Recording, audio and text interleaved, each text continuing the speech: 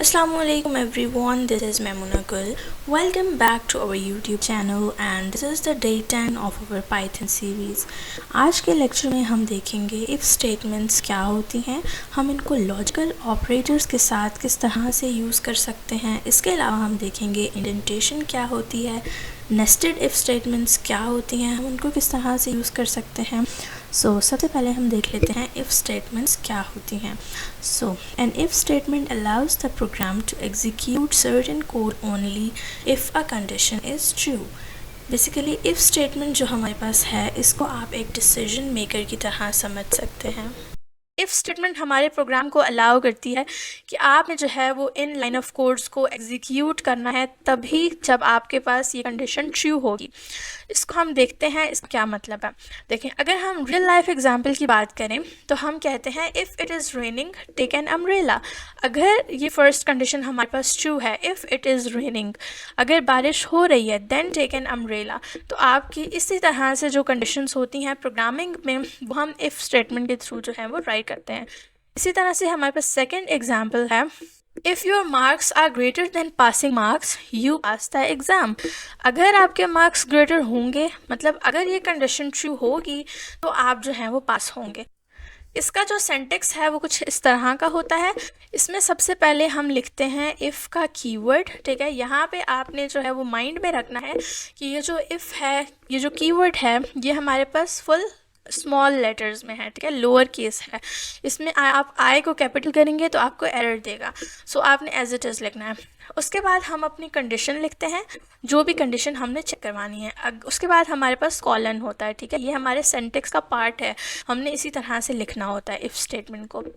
तो जो कंडीशन हम यहाँ पे देंगे, अगर वो कंडीशन ट्रू हो जाती है तो हमारा इफ़ के अंदर जितनी भी हमने लाइन ऑफ कोड्स लिखे होंगे वो हमारे पास एग्जीक्यूट होंगे। सिर्फ तभी एग्जीक्यूट होंगे जब हमारी कंडीशन ट्रू होगी, ठीक है। तो इसको अभी हम देख लेते हैं अपने प्रोग्राम में। हमने यहाँ पे एक वेरिएबल लिया है मार्क्स में हमने वैल्यू स्टोर करवाई है 75। इसी तरह से हमने एक और वेरिएबल लिया पासिंग मार्क्स, उसके अंदर है 50 वैल्यू, ठीक है। अब हम चेक करना चाह रहे हैं कि जब हमारे मार्क्स जो हैं वो ग्रेटर हों या इक्वल हों पासिंग मार्क्स के, तो हमें एक मैसेज प्रिंट करवाना है जो कि है congratulations you pass the exam. तो ये वाला मैसेज हमने तब प्रिंट करवाना है जब हमारी कंडीशन ट्रू होगी। तो हम लोगों ने क्या किया, यहाँ पे कंडीशन लगाई है if marks are greater equals to passing marks. उसके बाद हम अपने कॉलन यूज़ किया हमने, क्योंकि ये सेंटेक्स का पार्ट है, और उसके बाद हमने जो है वो ये वाली प्रिंट स्टेटमेंट लिख दी है। अब यहाँ पे आपने एक चीज़ नोटिस की होगी कि हमने ये जो है प्रिंट स्टेटमेंट ये बिल्कुल स्टार्ट से नहीं लिखी है, ठीक है। यहाँ पे हमने कुछ स्पेसेस दी हुई हैं, कुछ थोड़ा सा स्पेस देके उसके बाद हमने लिखा हुआ है। तो इस चीज़ को अभी हम देखेंगे, ये हम स्पेसेस कितनी देते हैं और क्यों देते हैं। बट अभी आपने माइंड में रखना है कि हम इफ़ स्टेटमेंट की बॉडी में, इस चीज़ को हम कहते हैं बॉडी, ठीक है। इसके अंदर हम जितना प्रोग्राम लिखेंगे इसकी बॉडी में वो तभी एग्जीक्यूट होगा जब हमारी कंडीशन ट्रू होगी। तो अभी हम इस चीज़ को देखेंगे कि हमने कितनी स्पेसेस देनी है और क्यों देनी है, ठीक है। तो यहाँ पर जब हम इस वाले प्रोग्राम को रन करेंगे तो हमारे पास देखते हैं क्या आंसर आता है। तो हमारे पास जो है वो प्रिंट हो गया congratulations you pass the exam. ये अब क्यों प्रिंट हुआ है, क्योंकि हमारे पास जो मार्क्स थे हमारे 75 वो ग्रेटर थे 50 से, मतलब हमारी कंडीशन ट्रू हो रही थी। तो अगर हमारी कंडीशन ट्रू होगी तभी वो इसकी बॉडी में आएगा हमारा जो कंपाइलर है, और तभी हमारे पास जो है वो इसका रिज़ल्ट आएगा, ठीक है। अगर हम मार्क्स को यहाँ पे 45 कर दें तो अब हम जब रन करेंगे तो हमारी कंडीशन यहाँ पे फॉल्स हो जाएगी, हमारे मार्क्स जो हैं वो ग्रेटर नहीं है पासिंग मार्क्स से। जब ये कंडीशन फॉल्स होगी तो इसके अंदर जितना भी हमने प्रोग्राम लिखा होगा, जितना भी कोड लिखा होगा इफ़ के अंदर, वो एग्जीक्यूट नहीं होगा, ठीक है। जब हम इसको प्रिंट करेंगे तो हमें आउटपुट कुछ भी नहीं मिलेगा, क्योंकि हमने इसके अलावा कुछ भी नहीं लिखा हुआ। अगर हमारी कंडीशन फॉल्स हो गई है तो ये इस लाइन ऑफ कोड पे मूव ही नहीं किया हमारा इंटरप्रेटर, तो हमें कुछ भी शो नहीं होगा। अगर हम ऐसा करें, यहाँ पे एक प्रिंट फंक्शन लिखें और हम उसके अंदर लिख दें फेल्ड, ठीक है। तो जब हमारी ये वाली लाइन एग्जीक्यूट नहीं होगी तो हमारे पास बजाय इसके कि कुछ भी प्रिंट ना हो, जैसे अभी कुछ भी प्रिंट नहीं हो रहा था, तो हम लोग ये वाली लाइन ऑफ कोड प्रिंट कर देंगे, जिससे हमें पता चल जाएगा कि हमारी जो है वो 45 मार्क्स जो है वो लेस थे, तो हम फेल हो गए हैं। फेल्ड, ठीक है। कुछ इस तरह से हमारी इफ़ स्टेटमेंट्स जो हैं वो काम करती हैं। इफ़ स्टेटमेंट्स जो हैं वो तभी एग्जीक्यूट होती हैं जब हमारी जो कंडीशन होती है वो ट्रू होती है। ठीक है, अब हम हमारा नेक्स्ट टॉपिक देखते हैं, if statement with logical operators. हमने हमारे लास्ट लेक्चर में देखा था लॉजिकल ऑपरेटर्स क्या होते हैं, जो कि थे एंड, और एंड नॉट। तो अब हम जो है वो इफ स्टेटमेंट के अंदर जो कंडीशंस होती हैं हमारे पास, हम वहाँ पे लॉजिकल ऑपरेटर्स को यूज़ करेंगे। जैसे कि if our age is greater than equals to 18 and has ID card. अगर हमारी एज भी ग्रेटर है और ID कार्ड भी है तो आप प्रिंट कर दें you are eligible to vote. ठीक है, इसी तरह से अगर आपके स्कोर्स जो हैं वो 90 से ग्रेटर हैं या इक्वल हैं, या आपके पास एक्स्ट्रा क्रेडिट्स भी हैं जो कि ग्रेटर देन इक्वल्स टू 5 हैं, तो स्टूडेंट गेट्स अवार्ड। ठीक है, तो इसको जब हम अपने प्रोग्राम में करेंगे तो हम इसको कुछ इस तरह से लिखेंगे। हमने एक एज का वेरिएबल बनाया, हमने देखा हैज़ ID हमारे पास ट्रू है, हमारे पास ID कार्ड भी है। तो अब हमने इफ़ कंडीशन में लिखा है if age is greater than equals to 18 and has ID। अगर हमारी एज भी ग्रेटर होगी एंड ID भी होगी तभी हमारी ये कंडीशन ट्रू होगी, तो तभी हमारे पास ये वाली लाइन प्रिंट होगी you are eligible to vote. ठीक है, तो अभी हमारे पास क्या है, एज भी हमारी ग्रेटर देन है और हमारे पास ID भी है, तो हमारे पास क्या प्रिंट होता है हम इसको देख लेते हैं। तो हमारे पास प्रिंट हुआ you are eligible to vote. ठीक है, सो इसको आप ऐसा कर दें, अभी के लिए आप अगर यहाँ पे करें कि आपके पास ID नहीं है, फॉल्स है, तो अब यहाँ पे क्या प्रिंट होगा, हम लोग इसको जो है वो कमेंट आउट कर देते हैं। सो अब देखते हैं अब हमारे पास क्या प्रिंट होगा। अब हमारी ये कंडीशन फॉल्स हो जाएगी तो हमारे पास कुछ भी प्रिंट नहीं होगा। तो इफ़ कंडीशन हमारी तभी एग्जीक्यूट होती है जब हमारी कंडीशन ट्रू होती है, अदरवाइज उसके अंदर जितनी भी हमने लाइन ऑफ कोड्स लिखी होंगी, जैसे ये प्रिंट फंक्शन में हमने लिखा है you are eligible to vote, अगर हम इसको 3-4 बार भी लिखते हैं और तो हमारी कंडीशन ही फॉल्स है तो ये एग्जीक्यूट नहीं होंगी, चाहिए जितनी भी लाइन ऑफ कोड्स हों। ठीक है, तो हम इसको अगेन रन करके देख लेते हैं। हमारी कंडीशन फॉल्स थी तो हमें कोई भी आउटपुट नहीं मिला। So let's remove it. So अब हम क्या करते हैं, अब हम इन लाइन ऑफ कोड्स को एग्जीक्यूट करके देख लेते हैं। सो यहाँ पे हमने देखा हमारे स्कोर्स थे 92। ठीक है, स्कोर 92 है, एक्स्ट्रा क्रेडिट हमारे पास 3 हैं, और हमारी यहाँ पे कंडीशन है कि अगर आपके स्कोर्स जो हैं वो ग्रेटर होंगे या इक्वल होंगे 90 के, और इन दोनों में से एक भी चीज़ ट्रू होगी तो हमारी कंडीशन जो है वो एग्जीक्यूट हो जाएगी। और हम आपके जो एक्स्ट्रा क्रेडिट हैं वो ग्रेटर देन और इक्वल्स टू 5 हैं, तो you receive a special award. तो अभी हमारी फर्स्ट कंडीशन जो है वो सेटिस्फाई हो रही है स्कोर्स वाली, और हमारी एक्स्ट्रा क्रेडिट्स वाली सेटिस्फाई नहीं हो रही, तो फिर भी हमारे पास जो है वो ये प्रिंट होगा you receive a special award. क्यों? क्योंकि हमने यहाँ पे और यूज़ किया है, और में एक भी कंडीशन ट्रू होती है तो हमारा आउटपुट आ जाता है। सो अब हम इसको रन करके देख लेते हैं, you receive a special award. ठीक है, हमारे पास इस प्रिंट स्टेटमेंट का आउटपुट जो है वो शो हो गया है। सो इस तरह से हमारी इफ़ स्टेटमेंट्स के साथ हम लॉजिकल ऑपरेटर्स को यूज़ कर सकते हैं कंडीशन लिखते वक्त। ठीक है, इफ़ स्टेटमेंट में जो भी हम कंडीशन लिखते हैं जैसे ये है, इसमें हम लॉजिकल ऑपरेटर को किस तरह से यूज़ करते हैं ये भी हमने देखा है। सो नेक्स्ट हमारा टॉपिक है इम्पॉर्टेंस ऑफ इंडेंटेशन। ठीक है, इंडेंटेशन क्या होती है। Python use indentation, spaces or tabs to define code blocks. ठीक है, all statements inside if must be indented equally. Improper indentation cause indentation error. ठीक है, इसका क्या मतलब है, इसका मतलब यह है कि अगर हमने if स्टेटमेंट लिखी है, जैसे ये है if true, ठीक है, तो इसकी बॉडी में जितना भी हम कोड लिखना चाहते हैं, हम चाहते हैं कि जब ये कंडीशन ट्रू हो तो हमारे पास इतनी लाइन ऑफ कोड्स एग्जीक्यूट हों जो भी हम चाहते हैं, तो हम उसको इंडेंट करते हैं। इंडेंट क्या होता है, यहाँ पे हम देखें, यहाँ पे हम लोग जो है वो एक टैब प्रेस करेंगे। टैब का हमारे पास बटन होता है कीबोर्ड पे, हम वहाँ पे एक टैब प्रेस करेंगे तो ये इंडेंट हो जाएगा। ठीक है, तो इस तरह से हम लोग जो है वो स्पेस देते हैं, इसको हम इंडेंटेशन कहते हैं। और ये इंडेंटेशन से हमें पता चलता है कि ये हमारे पास इफ़ स्टेटमेंट की बॉडी है। ये दोनों लाइन्स जो हमने लिखी हुई हैं, दोनों स्टेटमेंट्स, ये हमारे पास इफ़ स्टेटमेंट के बाद एग्जीक्यूट होंगी, लाइक इफ़ स्टेटमेंट के अंदर एग्जीक्यूट होंगी। ठीक है, तो ये स्पेसेस को हम इंडेंटेशन कहते हैं। तो ये हमारे पास जो है वो करेक्ट इंडेंटेशन होती है। ठीक है, हम एक टैब प्रेस कर सकते हैं या फिर 4 स्पेसेस हम दे सकते हैं। ठीक है, तो इसके अलावा अगर हम इस वाले कोड को अनकमेंट करें और हम लोग इसको रन करने की कोशिश करें। यहाँ पे भी सेम इफ़ स्टेटमेंट या इफ़ ट्रू और आप प्रिंट कर रहे हैं this will cause indentation error. अब चूँकि यहाँ पे हमने स्पेसेस नहीं दी हैं, हमने इसको इंडेंट नहीं किया है, तो ये हमें एरर देगा। अब हम इसको रन करके देख लेते हैं। तो ये हमारे पास एक इंडेंटेशन एरर आया है। ये किस वजह से आया? क्योंकि हमने जो है वो इफ़ की बॉडी के अंदर इंडेंटेशन यूज़ नहीं की, हमने इसको इस तरह से आगे स्पेसेस के बाद नहीं लिखा, तो ये चीज़ एरर जनरेट करती है। अगर अभी हम इसको रन करें तो हमारे पास एरर नहीं आया, हमारे पास आउटपुट आया। सो इस तरह से जो है वो आप इंडेंटेशन जो है वो यूज़ करते हैं इफ़ स्टेटमेंट्स के अंदर। अब तक हमने देखा इफ़ स्टेटमेंट्स क्या होती हैं, हम उनमें लॉजिकल ऑपरेटर्स को किस तरह से यूज़ करते हैं और इंडेंटेशंस क्या होती हैं। अब हम देख लेते हैं नेस्टेड इफ़। नेस्टेड इफ़ क्या होता है? You can place one if statement inside another.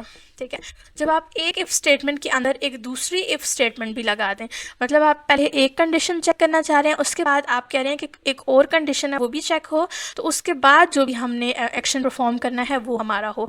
तो यहाँ पे जब आप एक स्टेटमेंट के अंदर इफ़ स्टेटमेंट के अंदर दूसरी इफ़ स्टेटमेंट लिखते हैं तो उसको आप नेस्टेड इफ़ स्टेटमेंट कहते हैं। Useful for checking multiple level of conditions. अगर आपने मल्टीपल कंडीशंस को चेक करना है, मल्टीपल लेवल ऑफ कंडीशंस को चेक करना है, तो आप नेस्टेड इफ्स वहाँ यूज़ करते हैं। जैसे अगर हम रियल लाइफ एग्जाम्पल की बात करें तो इफ़ स्टूडेंट पास एग्ज़ाम, अगर स्टूडेंट ने एग्ज़ाम पास किया है, पहली कंडीशन हमने ये चेक करनी है इफ़ के साथ कि उसके जो मार्क्स हैं वो ग्रेटर होने चाहिए पासिंग मार्क्स से, तो मतलब उसने एग्ज़ाम पास किया है। सेकंड कंडीशन हम ये चेक करना चाहते हैं कि उसके जो मार्क्स हैं वो 90 से ग्रेटर हैं। तो ये दो कंडीशंस है ना, ये हम पहले एक चेक करेंगे और फिर उसके अंदर हम दूसरी कंडीशन राइट करेंगे इफ़ की, तो इस चीज़ को हम नेस्टेड कहते हैं। तो अगर आपके मार्क्स जो है वो ग्रेटर देन 90 हैं तो आप प्रिंट कर दें अवॉर्ड गोल्ड स्टार। ठीक है, इसी तरह से हमारी नेक्स्ट एग्जाम्पल है if weather is sunny then check if temperature is greater than 35 then print करना है स्टे इनडोर। ठीक है, अगर वेदर सनी है और फिर आप चेक करें कि क्या टेम्परेचर 35 से ग्रेटर है, तो तब आपने ये प्रिंट करना है। मतलब आप मल्टीपल कंडीशंस को चेक कर रहे हैं, तो इसको आप कहते हैं नेस्टेड इफ़। ठीक है, इसको हम प्रोग्राम में भी देख लेते हैं। मार्क्स का एक वेरिएबल है, 95 मार्क्स हैं, पासिंग मार्क्स हमारे 50 हैं अगेन। ठीक है, if marks is greater than equals to passing marks, सबसे पहले हमने ये कंडीशन चेक की। अगर ये कंडीशन ट्रू होगी, जो कि अभी हमारे पास ट्रू है, ठीक है, तो हमारा जो है वो ये वाली लाइन ऑफ कोड प्रिंट होगी, print you pass the exam. उसके बाद हमारा जो इंटरप्रेटर है वो हमारी नेक्स्ट लाइन पे आएगा, जो कि है if marks are greater than 90। अगर मार्क्स 90 से ग्रेटर हैं, तो अब यहाँ पे हमारी जो चूँकि 95 वैल्यू है, तो हमारे मार्क्स 90 से ग्रेटर है ना, तो ये कंडीशन भी हो जाएगी ट्रू।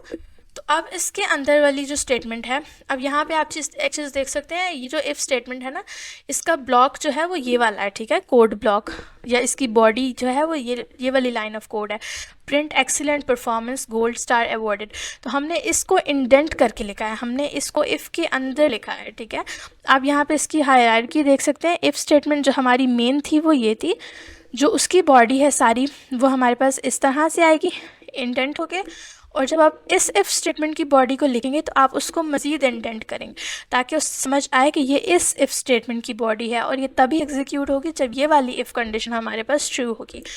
तो अब हमारे मार्क्स जो कि 90 से ग्रेटर हैं, हमारे मार्क्स हैं 95, तो हमारे पास ये लाइन ऑफ कोड प्रिंट होगी excellent performance gold star awarded. ठीक है, अब हम इसको रन करके देख लेते हैं। जैसे ही हमने इसको रन किया, हमारे पास पहले प्रिंट हुआ यू पास्ड द एग्ज़ाम, और उसके बाद प्रिंट हुआ excellent performance gold star awarded. ठीक है, अभी हम इसको ना इसकी कंडीशन को थोड़ा सा चेंज करके देखते हैं। यहाँ पे लेट्स सपोज हम कर देते हैं 100। ठीक है, अगर हमारे मार्क्स ग्रेटर हैं 100 से या इक्वल हैं, तो तभी हमारे पास प्रिंट हो यू पास द एग्ज़ाम। ठीक है, अभी के लिए हमने इसको ऐसे किया। अभी हम इसको रन करेंगे तो सी हमारे पास तो कुछ भी प्रिंट नहीं हुआ। इसकी रीज़न क्या है? इसकी रीज़न ये है कि जब हमारी ये वाली कंडीशन ही फॉल्स हो गई है, अभी मार्क्स हमारे ग्रेटर नहीं है 100 से, ना ही मार्क्स हमारे इक्वल हैं 100 के, तो ये कंडीशन ही जब फॉल्स हो गई है तो इसके बाद जितनी भी लाइन ऑफ कोड्स हमने लिखी हुई हैं वो एग्जीक्यूट नहीं होंगी। तो होपफुली यहाँ से आपको समझ आ गई होगी इफ़ स्टेटमेंट्स कब एग्जीक्यूट होती हैं। अभी हम इसको वापस कर देते हैं पासिंग मार्क्स। ठीक है। सो अब हम हमारी एक एग्जांपल देख लेते हैं, age verification and membership. If user age is greater than equals to 18, अगर यूज़र की एज ग्रेटर है या इक्वल है 18 के, and if user has membership, और अगर उसके पास मेंबरशिप भी है, तो आपने प्रिंट करना है access granted, else print membership required. अभी आपने एल्स नहीं पढ़ा है, वो अभी हम नेक्स्ट लेक्चर में देखेंगे, बट आप जो है वो इसको अभी के लिए जो है वो ये समझ सकते हैं कि अगर इफ़ स्टेटमेंट फॉल्स हो जाती है तो हमारा एल्स पार्ट एग्जीक्यूट हो जाएगा।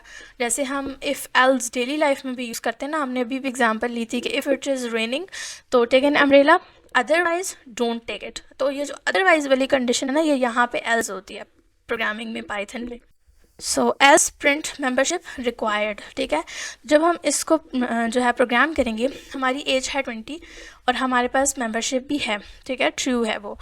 तो if age is greater than 18, first condition हमने चेक की, अगर ग्रेटर देन 18 होगी तो हम प्रिंट कर देंगे एज रिक्वायरमेंट पास हो गई है, ठीक है। नेक्स्ट कंडीशन हमने क्या चेक करनी है कि उसके पास मेंबरशिप भी हो। सो इफ़ हैज़ मेंबरशिप, अगर ये वाली कंडीशन भी ट्रू होती है तो हम प्रिंट करेंगे एक्सेस ग्रांटेड।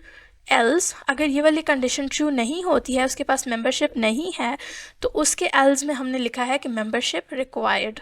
तो अब हम इसको रन करके देख लेते हैं। सो हमारी यहाँ पे फर्स्ट कंडीशन सेटिस्फाई हुई, एज इज़ ग्रेटर देन 18, तो हमारे पास ये प्रिंट हुआ एज रिक्वायरमेंट, ठीक है, एज रिक्वायरमेंट पास्ट। उसके बाद हमारे पास मेंबरशिप वाली भी कंडीशन ट्रू हुई, तो हमें प्रिंट होके हमें आउटपुट मिला है एक्सेस ग्रांटेड, ठीक है। अगर हमारे पास हम यहाँ पे मेंबरशिप को फॉल्स कर दें,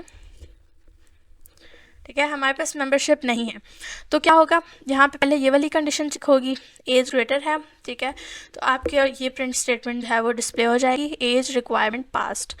उसके बाद जब मेंबरशिप वाली कंडीशन चेक होगी, इफ़ हैज़ मेंबरशिप, तो यहाँ पे तो फॉल्स है, तो ये तो प्रोग्राम जो है वो इफ़ स्टेटमेंट के अंदर जाएगा ही नहीं, ये वाली लाइन ऑफ कोड तो एग्जीक्यूट होगी ही नहीं। इफ़ की बॉडी जो कि हमने इंडेंट करके लिखी हुई है, ये वाली लाइन, ठीक है, ये इफ़ की बॉडी है, ये एग्जीक्यूट नहीं होगी।